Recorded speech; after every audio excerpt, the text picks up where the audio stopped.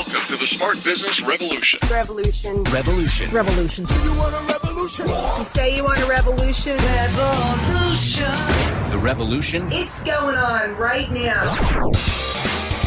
Welcome to The Revolution, the Smart Business Revolution podcast, where we ask today's most successful entrepreneurs to share the tools and strategies they use to build relationships and connections to grow their revenue. Now, your host for The Revolution, John Corcoran.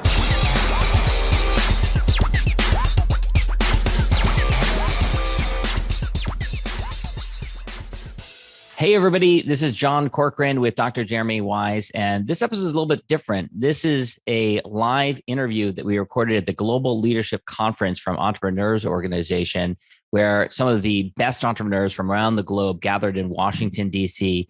to share ideas and to learn about entrepreneurship. And of course, this episode is brought to you by Rise 25, where we help B2B businesses to give to and to connect to their Dream 100 relationships and partnerships, helping you to run a podcast so that it generates a referral pipeline and ROI. Yeah, I mean, John, after both of us have been podcasting for over a decade, the number one thing in our life is relationships. And we're always looking at ways to give to our best relationships. And we found no better way to do that over the past decade than to profile the people and companies we admire and shout from the rooftops what they're working on. And this interview is no different. So if you've thought about podcasting, you should go to rise25.com to learn more, or email us at support@rise25.com. Thanks, everyone. Enjoy the interview. Enjoy.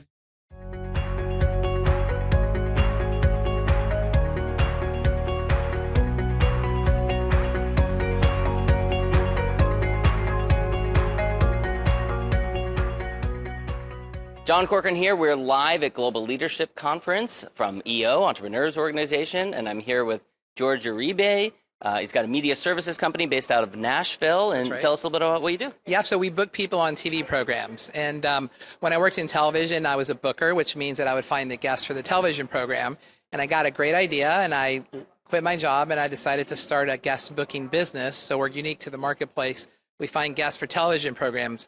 But our strategy is always what's best for the show. You never want to do whatever you care about, because that won't last that long. So we're 16 years now as a company, and we always start with what's best for the show, and we find the guests that they need. That's great. And so tell me, we were talking beforehand about some of your clients, like our media companies that actually want to get that cross-promotion across different channels, across television, maybe they're in print. So talk about that. Yeah, so we represented McClatchy for a number of years, which includes a number of the newspapers, Miami Herald, Sacramento Bee, so on. And what they do is they're journalists first and foremost. So when there's a hot topic in the news, a lot of times you'll need a guest, and sometimes you just want a journalist to comment on the news of the day. So we helped book them on TV, but also cross-promote their brands with each appearance. We did it for Reuters, Business Week, a number of other news organizations. But at the end of the day, what you really need to do is need to have something to say on TV and have the credentials to say it. And we help vet that as well as book it. So you've been in business for 16 years, a lot of changes in the media landscape across that period of time with the emergence of YouTube, online video, different mediums, stuff like that. How has that affected things or changed things, if at all, for your company? Yeah, well, we book on all fronts. So there's cable TV, there's network morning shows, and there's syndicated TV. And the difference is cable TV, they want a topic. So think about a topic, Ukraine, immigration, healthcare, whatever it is, they want a topic to discuss. Morning shows, they want a story to tell. So they'll want the person behind the story, right? And then syndicated shows, they want a wow factor that involves audience engagement or, audience participation somehow. So we work on all fronts. And then there's local TV, which they want some relevance to their local community. So what I always say is we engage on all fronts, and it just depends on what the client needs. And at the end of the day, what we do is we limit our scope to just booking the guest on the program. There are other people. We're not a PR firm. So public relations firms, they might have an account rep, and they might engage on multiple fronts.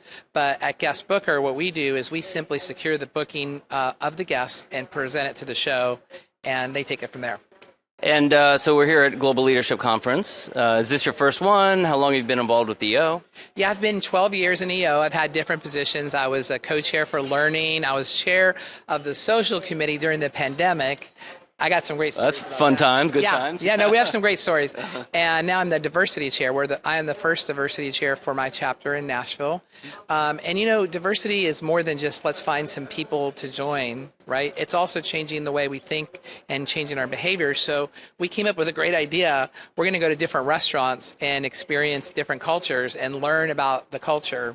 And in great EO fashion, you know, we like to have fun with each other, but we're also going to take the fun and up our game with our own preconceived notions of people, how they live, their cultures, their countries. But as it relates to GLC, this has been great. I think the best thing that I like about GLC is meeting people. It's like a mini United Nations. Like I was in one room, they had translators going on, and honestly, wherever you sit, whoever you sit next to, you learn something new. I've even learned things that I could do in my chapter from other people in other countries. And the one thing is, I never wasted time with my own chapter here. I'm like, I'll see you guys back home in Nashville, because I would sit down at lunch and have a conversation with somebody in another country, make a new friend, and then you never know, business comes from it or collaborations within our chapters. And that's really what this is all about. I guess there's a reason why you got the nickname the Mayor of EO, which is how you were introduced to me a little bit earlier today. Well, well, thank you. I'll take it. And I think at the end of the day, what I like to do is connect people. I feel like that's my gift, is the connection.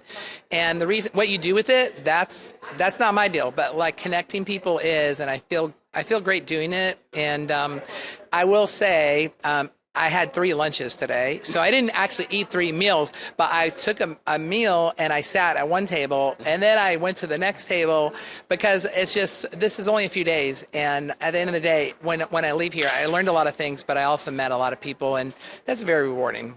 And had a lot of plates of food, even if you didn't touch it. No, I didn't. I actually didn't eat much of the plates of the food because I was too busy listening. That's great. That's great. Any final thoughts for those who are watching this who haven't been to GLC before? Any EO members that are maybe thinking about coming to a future one? Any final thoughts for them or advice? Yes. So the biggest thing I learned at GLC was not how to be a leader.